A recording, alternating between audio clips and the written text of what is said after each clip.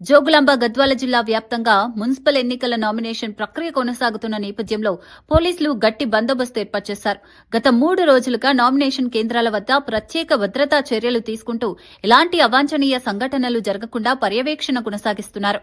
నామినేషన్లకు వచ్చే అభ్యర్థులు, పార్టీ నాయకులు, కార్యకర్తల రాకపోకలను నియంత్రిస్తూ శాంతి భద్రతలు భద్రపరిచేలా చర్యలు చేపట్టారు.